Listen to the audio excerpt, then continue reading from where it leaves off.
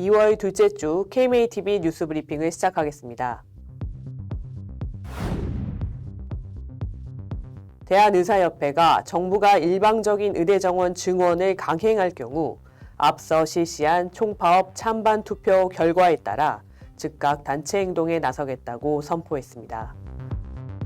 이필수 대한의사협회장은 6일 긴급 기자회견을 열어 이같이 밝히고 정부가 구사 의정 합의를 위반하고 일방적으로 의대 정원 증원을 강행할 경우 현 의협집행부는 총사퇴하고 즉각 임시대의원 총회를 소집해 비상대책위원회를 구성한다고 밝혔습니다. 또 지난해 12월 시행한 파업 찬반 투표 결과를 공개하고 즉각적인 총파업 절차에 돌입한다고 강조했습니다. 이와 함께 총파업에 따른 회원과 전공의, 의대생 우선 보호책을 마련했으며 법적 문제 발생 시 의협이 적극적으로 지원하겠다고 밝혔습니다. 이 회장은 정부는 구사 의정 합의에 따라 의료계와 충분한 논의의 과정을 거치겠다고 수차례 약속했으나 지난 22차 회의 이후 정부는 어떠한 답변도 내놓지 않았다며 오히려 의료 현안 협의체에서 논의된 바 없는 필수 의료 정책 패키지를 일방적으로 발표해 의정 간 신뢰를 다시 한번 무너뜨렸다고 비판했습니다. 필수의료 진료과 전공의 유인책이 없는 의대 정원 증원은 유명무실할 것이라는 지적이 제기됐습니다. 최근 더불어민주당 신현영 의원이 공개한 자료에 따르면 지난 2014년부터 2023년까지 소위 인기과 전공의는 538명이 감소한 데 비해 필수과 전공의는 610명이 줄었습니다. 특히 소청과 전공의 수는 536명 감소해 가장 큰 하락세를 보였습니다. 신현영 의원은 지난 10년간 소청과 전공의 급감이 소아과 오픈런 등 결과로 이어졌으며 지역 필수의료 유인 기전을 마련하지 않으면 의대 정원 확대 결과는 참담할 것이라고 지적했습니다. 정부의 일방적 의대 정원 증원과 필수의료 정책 패키지 추진에 전공의들이 단체 행동으로 맞설 태세입니다. 대한전공의협의회는 지난 2일 긴급 대표자 회의를 개최하고 앞서 진행한 전국 수련병원별 단체 행동 참여 여부 조사 결과를 공유하고 향후 대응 방안을 논의한 것으로 알려졌습니다. 이와 관련 한 대학병원 전공의협의회 대표는 오픈 채팅방에 올린 글에서 정부의 정책 패키지가 언뜻 보면 좋은 말 같으나 문구를 하나하나 자세히 뜯어보면 경악을 금치 않을 수 없는 충격적인 내용으로 점철되어 있다고 지적했습니다. 또 백척간도의 위기 속에서 우리의 권리를 지켜내 의사로서 뜻한 바대로 의협을 펼치느냐, 평생 족쇄 걸린 노예처럼 사느냐는 우리 손에 달려있다고 강조했습니다. 한편 서울대병원 전공의협의회는 파업 등 단체 행동 돌입을 위한 비상대책위원회 전환을 논의 중인 것으로 알려졌습니다. 대한의사협회가 의대 정원 증원의 문제점을 알리기 위한 대국민 홍보전을 적극 펼치고 있습니다. 의협 범의료계 대책특별위원회는 지난달 29일부터 미래의료, 질이 중요합니다. 올바른 보건의료 정책, 의료 전문가와 함께 라고 적힌 랩핑버스 2대를 운영해 서울과 경기 지역을 순회하고 있습니다. 이필수 의협 회장 겸 범대위원장은 이번 홍보활동을 통해 국민이 의협에 많은 관심을 가져줬으면 한다며 의협은 항상 최선의 결정을 내려 국민 건강 증진에 이바지하도록 노력하겠다고 말했습니다. 정부가 필수의료 활성화를 위해 10조 원을 투입한다는 계획을 발표했으나 세부 내용을 놓고 의료계의 우려가 나오고 있습니다. 보건복지부가 최근 발표한 제2차 국민건강보험 종합계획은 필수의료 패키지 정책을 추진하기 위한 재원 마련 방안이 담겨 있는데요.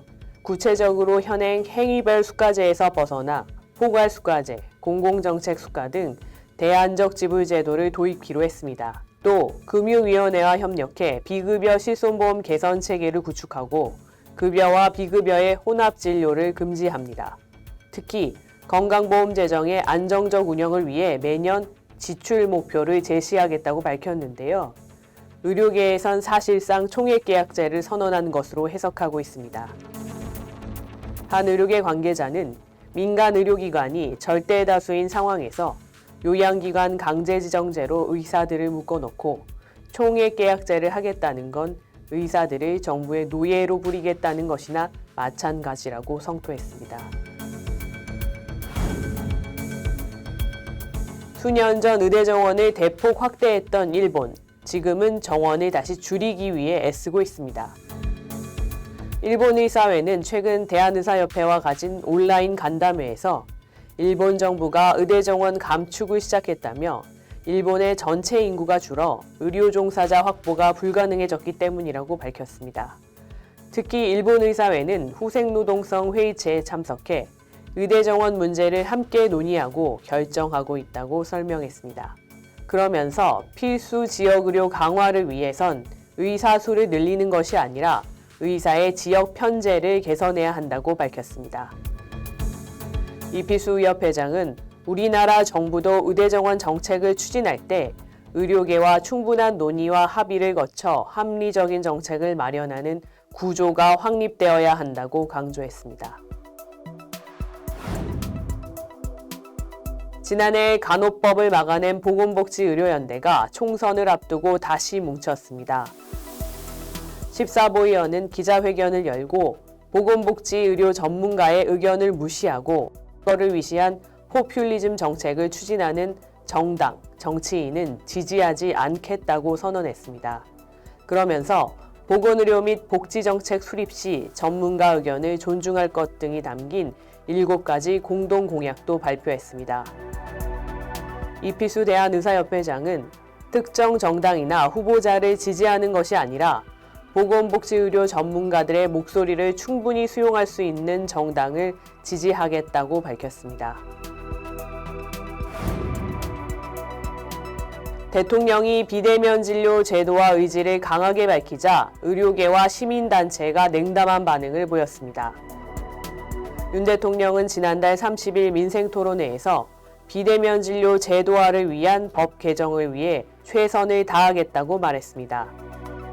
이에 김동석 대한개원이 협의회장은 비대면 진료 도입에 앞서 의사 고의과실이 아닌 경우 책임을 면해주는 제도가 선행돼야 한다고 지적했습니다. 보건의료단체연합도 비대면 진료 제도화는 아픈 이들의 호주머니로 플랫폼 기업에 돈벌이를 해주는 것이라며 대다수 환자와 시민들에게 의료비 폭등과 건강보험 재정 악화라는 피해로 돌아올 것이라고 우려했습니다. 의료계의 수건 중 하나인 의료사고 처리 특례법을 정부가 추진하겠다고 밝혔는데 의료계에선 환영보다 우려의 목소리가 나오고 있습니다. 보건복지부가 올해 안으로 추진한다고 밝힌 의료사고 특례법은 의사나 의료기관이 책임보험 공제에 가입했을 경우 피해자의 명시적 의사에 반해 공소제기가 불가하도록 했습니다. 모든 의사나 의료기관의 책임보험 공제 가입 의무화도 함께 추진됩니다. 문제는 특례 대상에 사망사고나 미용 성형 의료사고를 포함할지 여부를 추후 논의키로 한 부분입니다. 이에 대해 대한의사협회는 안정적 필수의료 환경 조성이라는 특례법 취지를 고려하면 특례 적용 범위에 사망사고 및 모든 진료 과목을 포함해 추진돼야 한다고 지적했습니다. 정부의 필수의료정책 패키지 추진 발표에 16개 시도의사회가 크게 반발하고 있습니다. 전국 광역시도의사회장협의회는 성명을 통해 정부가 일방적으로 발표한 필수의료 정책 패키지에 심각한 분노와 우려를 표한다며 의료계와의 충분한 논의 없이 일방적으로 강행할 경우 16개 시도의사회는 전공의들과 함께 총파업도 불사할 것이라고 밝혔습니다. 한편 바른의료연구소도 성명을 내고 필수의료 정책 패키지는 대한민국 의료를 말살하는 패키지라고 비판했습니다. 미래의료 포럼 역시 정부가 발표한 필수의료 정책 패키지는 비상식적으로 의사들에게 허탈과 분노를 넘어 절망을 안기고 있다고 성토했습니다. 필수 의료 정책 패키지와 관련해 이익준 대한성형외과 의사 회장과 함께 이야기 나눠보겠습니다. 네, 회장님 오늘 아침에 1인 시위 마치고 바로 또 스튜디오로 찾아주셔서 감사드립니다. 네, 안녕하세요. 네, 회장님, 2월 1일 정부가 대통령 주재 민생 토론회 방식으로 필수 의료 정책 패키지라는 것을 발표했는데요. 가장 먼저 언급된 것이 의료 인력의 확충이라는 부분입니다. 실제 의료 현장의 문제들과 이 현상들이 의료 인력의 부족에서 비롯된다고 보시는지요? 네, 필수 의료에 필요한 인력이 부족하다는 평가에 대해서는 부분적으로 공감을 합니다. 여기서 부분적으로 공감을 한다는 뜻은 지역에 따라 수도권이냐 지방이냐 그리고 또 과에 따라서 좀 틀리고 절대적으로 의사 수가 부족한 것은 아니고 상대적으로 의사의 그 분포에 조금 불균형이 있다 이렇게 말씀을 드릴 수가 있을 것 같습니다. 저희가 의사회에서 참고로 조사를 한 거에 따르면은 OECD 평균 1000명당 의사 수가 한국은 2.6명, 또 OECD 평균은 3.7명으로 OECD 홈페이지에서 저희가 자료를 뽑은 건데 이 통계는 사실 그 의대 정원을 확대를 주장하는 쪽에서 많이 인용하는 그런 통계인데 실제로 더 들여다보면은 연평균 의사 증가율이 OECD 같은 경우에는 0.5%, 그리고 한국 같은 경우에는 매년 3,000명씩 나오니까 3.1%로 돼 있습니다. 그래서 그 OECD 홈페이지에 들어가 보면은 2028년이면은 의사 증가율이 OECD 평균을 추월하는 거로 돼 있고요. 또 2023년 작년 4월이죠. 그 보건사회 연구원 통계의 조사에 의하면은 약 10년 뒤인 2035년에 한국의 의사 수가 27,000명 정도 부족하다고 돼 있는데 실제로는 35,000명 정도 과잉이라고 또 오류를 인정을 했기 때문에 의사 부족만의 이유는 아니라고 생각을 합니다. 그리고 아까 말씀드렸듯이 지역 그 지방하고 경기도 수도권하고 차이가 있다고 말씀을 드렸는데 사실 저희 의대 선배님이 지방에 교수로 계시는데 그 지방병원 종합병원에 이제 환자가 와서 검사를 하고 뭐 수술을 해야 된다고 하면은 대부분의 이제 환자분들이 서울로 병원을 옮기는 경우가 되게 많다고 말씀을 하십니다. 그리고 실제로 서울대 병원 방문자 수를 또 통계를 내보면 약 절반이 지방 환자라고 하는 통계가 있기 때문에 여러 가지 이유로 수도권으로 지방 환자들이 유입되는 그런 문제도 있다고 생각이 됩니다. 그래서 전체 의료인의 수를 늘려서 그 낙수 효과로 필수 의료에 투입되는 그런 인력을 늘리려는 정부의 정책은 조금 아니라기도 하고 또 지금 현재 부족한 그런 인력을 대체하는 데에는 좀 부족한 그런 정책이 아닌가 이렇게 생각을 하고 있습니다. 그래서 필수 의료 인력이 부족한 이유는 단순히 의사의 절대 수가 부족한 것이 아니고 의료 강도에 못 미치는 그런 턱없이 낮은 의료 수가 그리고 요즘 응급실이나 산부인과 소아과에 그런 의료 진료에 불만을 품은 그런 우호별한 그런 고소 고발 이런 것들도 한 이유라고 생각을 하고요. 요즘 그 매스컴에서 보면은 지방에 그런 필수 의료 인력이 부족하기 때문에 뭐 굉장히 연봉을 높게 책정을 하고 뭐 아파트나 이런 주거지를 제공함에도 불구하고 지원이 적은 것은 그런 의료 사고에 따른 민사 형사상의 그런 불이익 때문에 아무래도 좀 필수 인력이 부족하지 않은가 이렇게 생각을 합니다. 그래서 정부는 의료계와 대화 협상을 통해서 필수 의료를 빠르고 효과적으로 살릴 수 있는 그런 방법을 모색해야 된다고 생각합니다. 네. 통계에 따르면 이제 향후 몇 년간 의사가 과잉하다는 통계도 분명히 이제 존재하고 정부 부처의 발표에 의해서도 그리고 분포의 문제인데 이 분포의 문제의 해결은 수로는 해결이 안 된다 이런 말씀을 주신 것 네. 같습니다. 대다수 국민이 의료 개혁을 원한다고 하면서 패키지를 추진할 것으로 보이는데요. 상세 요목에 있어서 미용 의료의 경우에는 시술 자격과 관련한 관리 체계를 구축한다고 하고 있습니다. 이에 대해서는 어떻게 보시는지요? 네. 이번에 저도 필수 의료 정책 패키지가 발표되고 그 내용을 봤는데 거기 보면은 말씀하신 대로 미용 의료 시술이 의료적 필요성이 낮고 또 안전성 확보가 가능하기 때문에 의사가 아닌 그런 다른 의료인들의 진료도 허용을 하려는 그런 생각이 있는 것 같은데 과연 그 기준이 무엇인지 그리고 누가 결정하는지 그것이 궁금하고 이거는 마치 뭐 마트나 뭐 시장에 갈 정도의 거리는 운전면허가 없어도 가도 된다 뭐 이런 어, 뜻이 아닌가 생각이 들 정도입니다. 그래서 또 과연 국민들이 의사가 아닌 그런 다른 의료 인력이 그런 뭐 미용 시술 같은데 어떤 별도의 어떤 허가를 해서 시술을 한다고 했을 때 과연 국민들이 그 의사가 아닌 의료인이 하는 시술에 믿음을 가지고 또 방문을 할지 그 실효성도 의문이고요. 과연 그렇게 그런 제안을 통해서 필수 의료 인력이 확보될지도 의문입니다. 네, 의사 수는 늘린다고 하면서 또 의사가 안전을 환자의 안전을 위해서 하는 영역을 다른 의료인 쪽으로 좀 확대하겠다 하는 계속적으로 좀 상충하는 그런 정책으로 네, 좀 그런 것 같습니다. 느끼는데요. 또 의료 현장에서 논란이 되고 있는 부분이 비급여 시장의 적정화라는 항목입니다. 필수 의료의 열악한 상황을 좀 빨리 해소해야 된다. 위급하다고 절규를 했더니 비필수 의료의 영역을 황폐화해서 더 열등하게 만들자라는 것이냐라는 비판인데요. 비급여 시장에 대한 이런 정부의 아주 공격적인 개입은 어떻게 작용하게 될까요?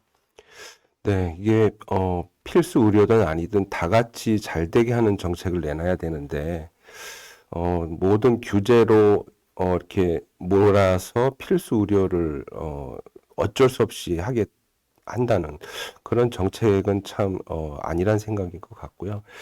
조금 오래된 통계이긴 하지만 2006년에 건강보험 심사평가원에서 조사를 한 거에 따르면 그 당시 의료 수가가 원가 보존율이 한 73%니까 그 실제 진료하는 비용의 70% 정도밖에 환자가 부담을 못하고 있다고 얘기를 했고 그 이후 매년 뭐 물가 상승률이 4에서 5% 정도 인상되는 반면에 의료 수가는 뭐 1%대에 머물고 있었기 때문에 지금은 그 의료 원가 보존율이 뭐 거의 절반에도 못 미치지 않을까 그렇게 생각을 합니다.